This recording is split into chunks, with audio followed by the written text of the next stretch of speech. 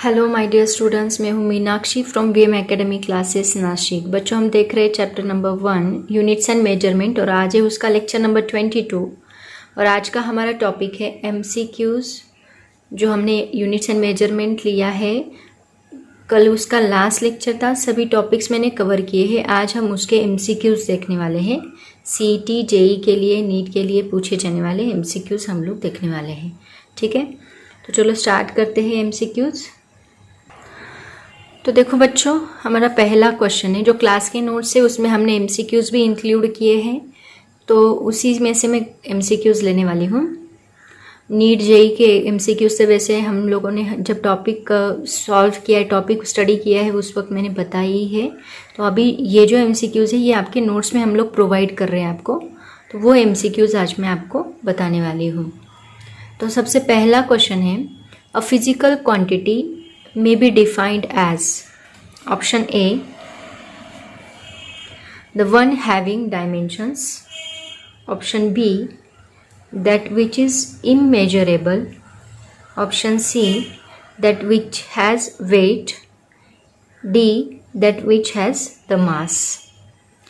अभी देखो यहाँ पे फिजिकल क्वांटिटी क्या होता है, सबको पता है। a property which we can measure called as physical quantity। तो वो कौन सी भी प्रॉपर्टी हो सकती है विच वी कैन मेजर, लेकिन बी ऑप्शन में उन्होंने क्या दिया है, दैट विच इज इमेजरेबल। मतलब ये रॉन्ग है, पहला option wrong, second option wrong है। थर्ड ऑप्शन देखो क्या दिया है, which has a weight. Only weight होगा तभी हम बोल सकते हैं फिजिकल क्वांटिटी। वेट होगा, मास होगा, फोर्स होगा, डेंसिटी होगी, कुछ भी होगा तो हम उसको फिजिकल क्वांटिटी बोलते हैं। मतलब सी ऑप्शन भी रॉन्ग है।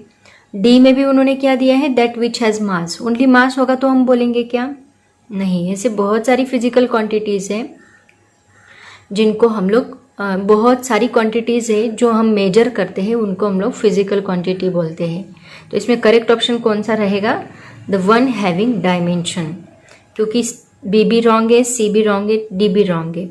बी में उन्होंने बोला है कि मेजर नहीं करते उसको हम बोलते हैं। सी में बोला है सिर्फ वेट को हम लोग फिजिकल क्वांटिटी बोलते हैं, तो ये भी रॉन्ग है। सिर्फ मास को हम लोग फिजिकल क्वांटिटी बोलते हैं, तो ये भी रॉन्ग है। तो करेक्ट ऑप्शन कौन सा रहेगा यहाँ पे, the one having dimension. Second question देखो क्या है बच्चों, विच of the following is the fundamental unit. सबको पता है फंडामेंटल यूनिट कौन से हैं। कितनी फिजिकल क्वांटिटीज़ होती है फंडामेंटल। अगर आपने इसके पहले के 21 लेक्चर्स देखे तो ये लेक्चर आपको बिल्कुल भी डिफ़िकल्ट नहीं लगेगा, क्योंकि उसमें मैंने सब डिटेल में एक्सप्लेन किया है। तो विच of the following is the fundamental unit. 7 fundamental physical quantities बताओ सब लोग, length, mass, time, electric current, temperature, amount of substance, और कौन सा रह गया, लुमिनस इंटेंसिटी। तो इसमें से कौन से आ रहे हैं देखो, लेंथ, इस यहाँ पे फोर्स इंक्लूडेड है, सो ये नहीं आएगा। ये लेंथ, मास, टाइम, ये तीनों भी फंडामेंटल यूनिट्स है। मास यहाँ वॉल्यूम इंक्लूड है, हाइट भी नहीं है, वेलोसिटी नहीं है, प्रेशर नहीं है। तो करेक्ट ऑप्शन कौन सा रहेगा, B is the correct option. उसके बाद देखो नेक्स्ट क्वेश्चन क्या है, which of the following is not a fundamental quantity. Fundamental quantity कौन सी नहीं है। तो अभी मैंने 7 फंडामेंटल फिजिकल क्वांटिटीज आपको बताई। उसमें टेम्परेचर है, इलेक्ट्रिक चार्ज नहीं है, मास है, इलेक्ट्रिक करंट नहीं है। इसका मतलब B is the correct option. उन्होंने नहीं पूछा है, नॉट। नेक्स्ट देखो क्या है, ये आपके एक्सरसाइज का क्वेश्चन है, एक्सरसाइज में दिया है उन्होंने, विच of the following is not a fundamental unit. अभी यूनिट बोले, जो फंडामेंटल फिजिकल क्वांटिटीज के यूनिट होते हैं वही फंडामेंटल यूनिट होते हैं। तो यहाँ सेंटीमीटर किसका यूनिट है, लेंथ का, मतलब लेंथ फंडामेंटल है तो ये यूनिट रहेगा। किलोग्राम मास का यूनिट है तो ये भी रहेगा। सेंटीग्रेड टेम्परेचर का यूनिट है तो ये भी रहेगा। वोल्ट पोटेंशियल डिफरेंस का यूनिट है, इसका मतलब ये फंडामेंटल यूनिट नहीं है। नेक्स्ट क्वेश्चन देखो क्या पूछा है उन्होंने, 5th number, the distance of the planet from the earth is measured by. हम लोगों ने डिस्टेंस, दूर के डिस्टेंस मेजर करने के लिए एक मेथड स्टडी किया, उसको हमने क्या नाम दिया है, वो मेथड का नाम क्या है, उसका नाम है पैरेलक्स मेथड। तो यहाँ पहला ऑप्शन डायरेक्ट मेथड है, directly by meter scale, spherometer method. Planet का डिस्टेंस डायरेक्ट मेथड से कैसे मेजर कर सकते हैं, स्केल लेके जा सकते हैं क्या हम लोग? बिल्कुल भी नहीं। डायरेक्टली बाय मीटर स्केल ये तो पॉसिबल ही नहीं है। स्पेरोमीटर मेथड ये भी कौन सा भी इंस्ट्रूमेंट इसके लिए एप्लीकेबल नहीं है। बस पैरेलक्स मेथड का यूज करके ही हम लोग डिस्टेंस मेजर कर सकते हैं। उसके बाद देखो नेक्स्ट क्वेश्चन क्या है, question number 6। The two stars S1 and S2 are located at distances D1 and D2 respectively. Also, if D1 is greater than D2, then following statement is true. First, the parallax of S1 and S2 are same. B, parallax of S1 is twice as that of S2. C, the parallax of S1 is greater than parallax of S2. D, the parallax of S2 is greater than parallax of S1. अब देखो अगर आपको याद होगा तो मैंने एक relation बताया था। वेट, मैं बोर्ड पे एक्सप्लेन करती हूँ। रिलेशन देखो मैंने आपको क्या एक्सप्लेन किया था, थीटा इज इक्वल टू नहीं, theta inversely proportional to distance, ये मैंने आपको बताया था। मतलब अगर डिस्टेंस इंक्रीज होता है तो थीटा डिक्रीज होता है, क्योंकि देखो यहाँ पे ये डिस्टेंस 2 पॉइंट से हम लोग ऑब्जर्व कर रहे हैं इस पॉइंट को, तो ये जो एंगल है इसको हम क्या बोलते हैं? पैरेलक्स एंगल बोलते हैं।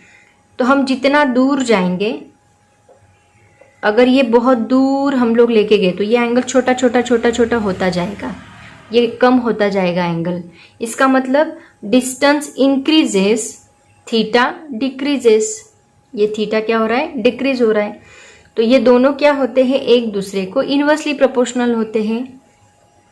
क्या होते हैं? एक दूसरे को इन्वर्सली प्रोपोर्शनल होते हैं। और क्वेश्चन में क्या दिया है? 2 S1 एंड S2 ऐसे 2 प्लैनेट्स दिए हैं और उनका डिस्टेंस दिया है D1, दोनों में रिलेशन दिया है D1 is greater then D2। तो अगर D1 बड़ा है तो θ1 क्या होगा? θ1 छोटा होगा, राइट। और अगर D2 छोटा है तो θ2 बड़ा होगा।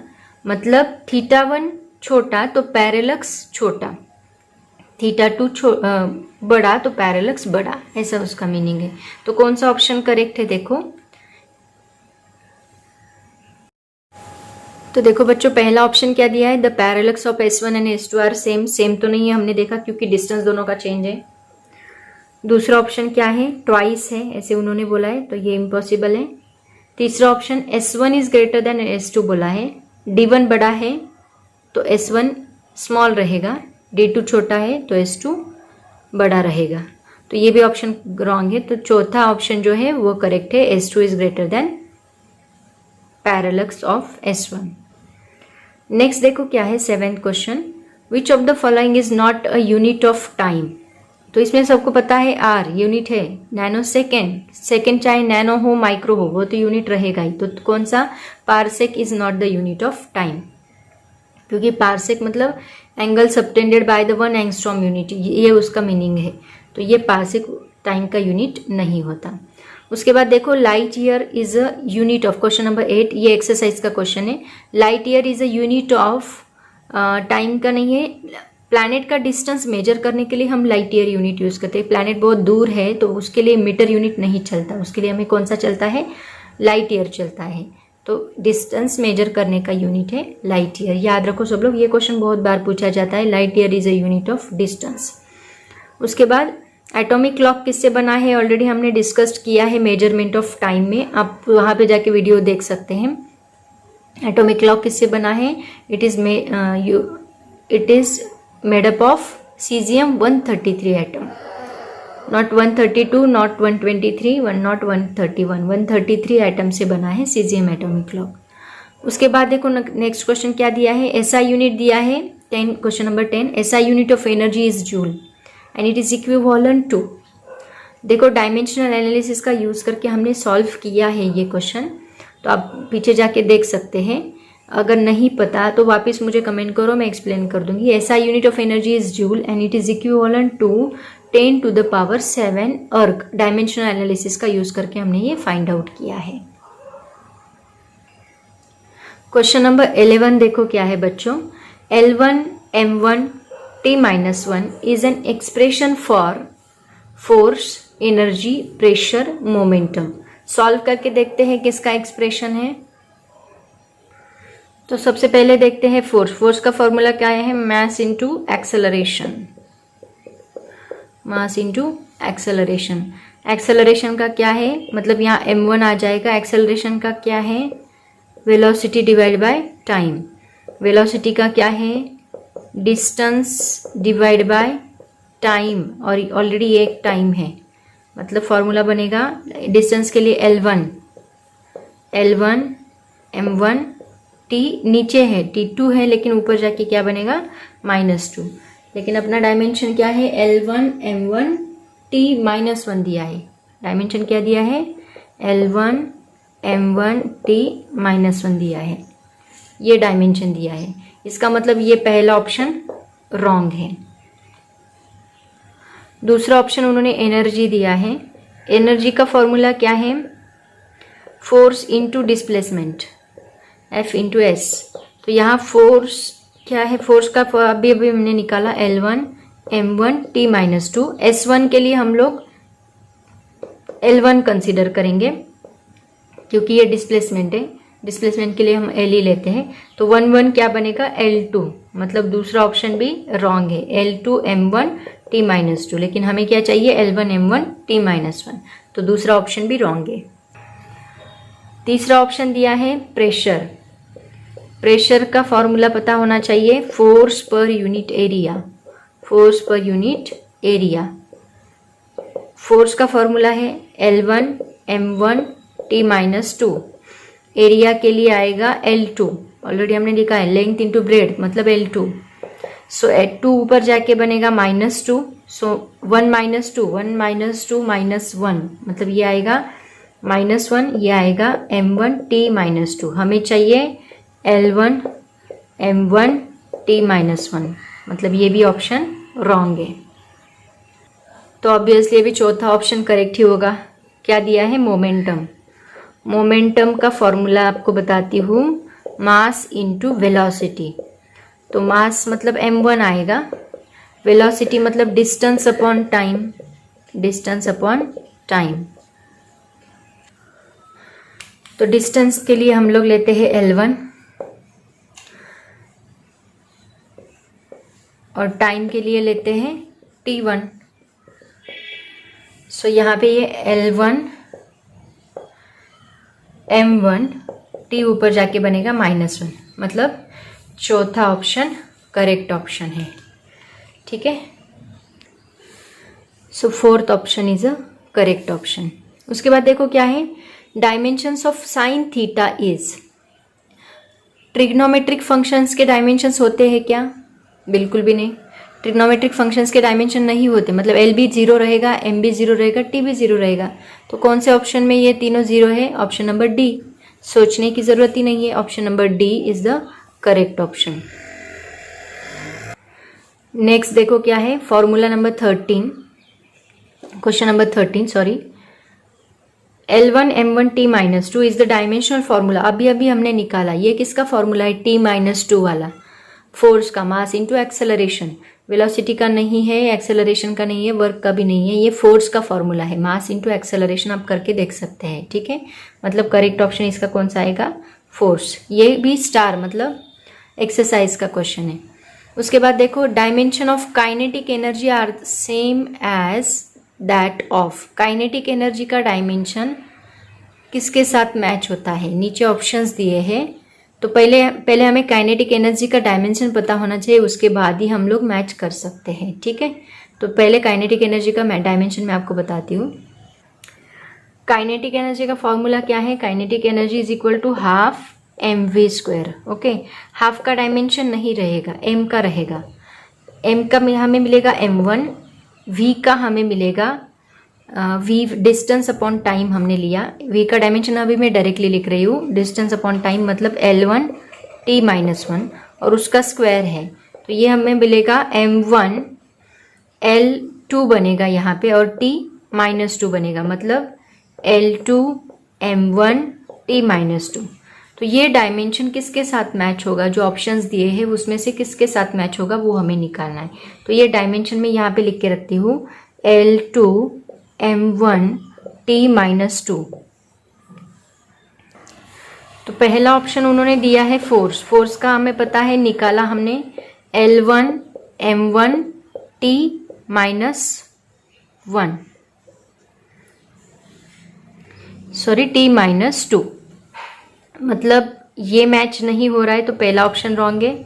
दूसरा ऑप्शन उन्होंने दिया है एक्सेलरेशन, एक्सेलरेशन का फॉर्मूला क्या है, वेलोसिटी अपॉन टाइम, वेलोसिटी का डायमेंशन है वेलोसिटी L1 T-1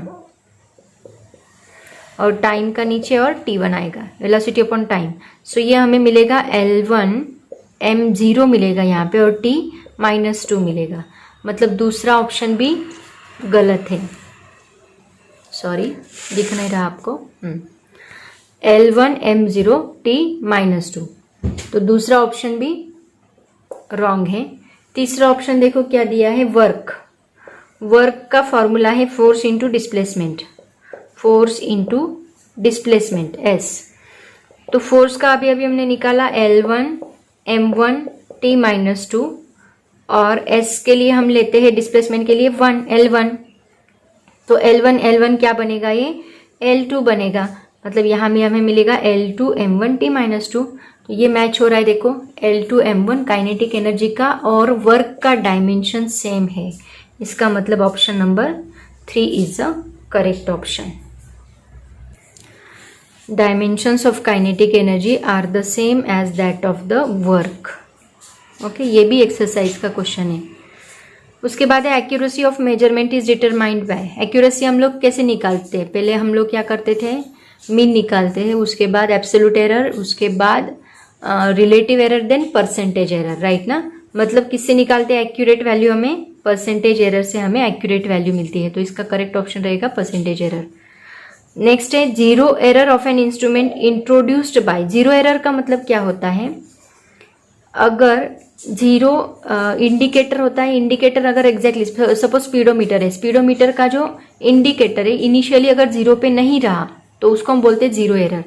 तो ये जीरो एरर क्यों होती है, क्योंकि उसमें सिस्टमैटिकनेस नहीं है, उसकी वजह से, रैंडम एरर थोड़ी ना है ये, पर्सनल मतलब ह्यूमन बीइंग भी नहीं करता, डेसिमल मतलब डेसिमल की वजह से नहीं है, तो किसकी वजह से है, क्योंकि हमारा इंस्ट्रूमेंट सिस्टमैटिक नहीं है, इसीलिए इसको बोला जाता है सिस्टमैटिक एरर। ठीक है, या फिर इसके पहले का वीडियो देखो, उस टाइप्स ऑफ एरर में मैंने एक्सप्लेन किया है ये डिटेल में। नेक्स्ट क्वेश्चन देखो क्या है, the diameter of the paper pin, ये जो पेपर होता है, पेपर आपको पता है, पेपर पिन छोटी सी पिन होती है, उसका अगर हमें डायमीटर मेजर, जो पेपर के लिए हम लोग यूज़ करते हैं, उसका अगर हमें डायमीटर मेजर करना है तो उसके लिए एक इंस्ट्रूमेंट है, बहुत छोटे डायमीटर मेजर करने के लिए हम ये इंस्ट्रूमेंट्स यूज़ करते हैं। तो इसमें से कौन सा इंस्ट्रूमेंट हम लोग डायमीटर मेजर करने के लिए यूज़ करते हैं, that is the micrometer screw gauge. छोटे छोटे डायमीटर मेजर करने के लिए हम ये इंस्ट्रूमेंट यूज़ करते हैं। आपने देखा नहीं होगा, लेकिन प्रैक्टिकल जब आपके होंगे कॉलेज में तब आपको पता चलेगा, ये इंस्ट्रूमेंट आपको दिखाए जाएंगे, तो उसमें आपको पता चाहिए, ये प्रैक्टिकल का क्वेश्चन है एक्चुअली। नेक्स्ट क्वेश्चन देखो क्या है, the error in the measurement of the sides of a rectangle is 1%। Rectangle दिया है और उसके साइड्स की एरर दी है 1%। The error in the measurement of its area is, area का फॉर्मूला क्या है, लेंथ इंटू ब्रेड्थ। एरर कैसे निकालते हैं सबको पता है, ये भी स्टार किया है, मतलब ये एक्सरसाइज का क्वेश्चन है, सॉल्व करके बताती हूँ आपको। एरिया का फॉर्मूला, एरिया का एरर पूछा है उन्होंने, एरिया का फॉर्मूला क्या है, लेंथ इंटू ब्रेड्थ। तो हमें इसकी एरर निकालनी है, मतलब delta A divide by A is equal to delta L divide by L plus delta B divide by B. और उन्होंने क्या बोला है, साइड्स की एरर कितनी है 1%, मतलब ये 1% हो गई और ये 1% हो गई, 1% कितना होगा 2%। इट्स अ वेरी सिंपल, सो इसका करेक्ट ऑप्शन रहेगा सी। ओके, उसके बाद देखो क्या है, the number of significant figure in 11.118 into 10⁻⁶ is, ये सब नॉन जीरो नंबर से और ऑर्डर ऑफ मैग्नीट्यूड को हम लोग सिग्निफिकेंट फिगर नहीं लेते, तो ये क्या आएगा 1 2 3 4 5, 5 is the correct option C. Next 0.00849 contains dash dash significant figure, तो ये सभी number before significant left side में है, उसको हम लेते हैं क्या, नहीं, मतलब इसका 1 2 3 ही सिग्निफिकेंट फिगर रहेगा सी। नेक्स्ट क्या है देखो 3.310 into 10 to the power 2 has dash dash significant figure. सब ये नॉन जीरो डिजिट्स है, लेकिन ये जीरो है, लेकिन डेसिमल पॉइंट है।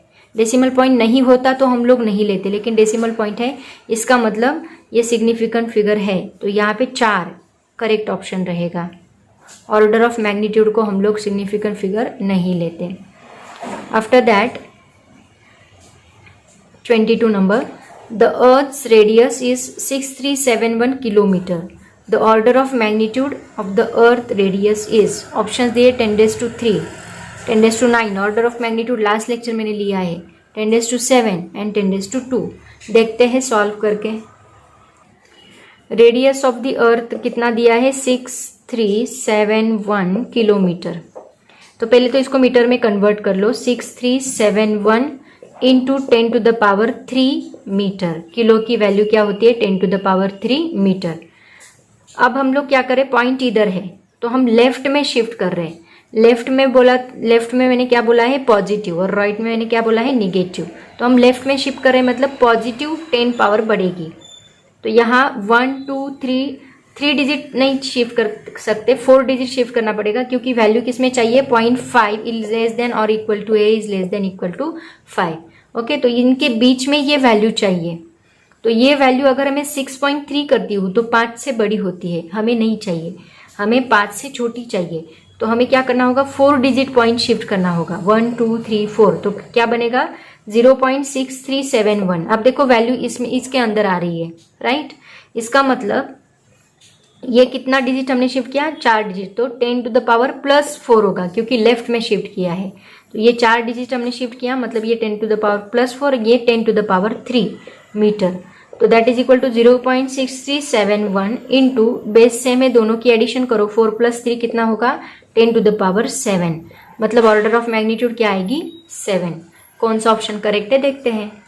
तो ये देखो क्वेश्चन नंबर 22, इसमें कौन सा ऑप्शन करेक्ट दिया है सी वाला 10 to the power 7। Next question देखो क्या है, dash dash is the smallest measurement that can be made using a given instrument. A significant number, least count, order of magnitude, relative है। Again the question of practicals का question है। Significant figure number measurement नहीं है, number है ये। Order of magnitude भी ये measurement नहीं है। रिलेटिव एरर भी मेजर, ये सब कैलकुलेशन के पार्ट हो गए। तो लीस्ट काउंट, लीस्ट मतलब होता है सबसे छोटा reading. So dash dash is the smallest measurement that can be made by using given instrument that is called as least count. इसकी डेफिनेशन है ये लीस्ट काउंट की, प्रैक्टिकल में आपको बताई जाएगी। इसका करेक्ट ऑप्शन है लीस्ट काउंट। तो बच्चों ऐसे टोटल 23 क्वेश्चंस आपके नोट्स में दिए हैं, और इससे रिलेटेड नीट जेई के भी क्वेश्चंस आपके बुक में दिए हैं, ऑलरेडी हम लोगों ने लिए हैं। तो ये पहला चैप्टर यहाँ पे खत्म हुआ, ऐसे मैं डिक्लेयर करती हूँ। कल से हम लोग नेक्स्ट चैप्टर स्टार्ट करेंगे, ठीक है। So thank you so much, पढ़ाई करते रहो एंड बाय बाय।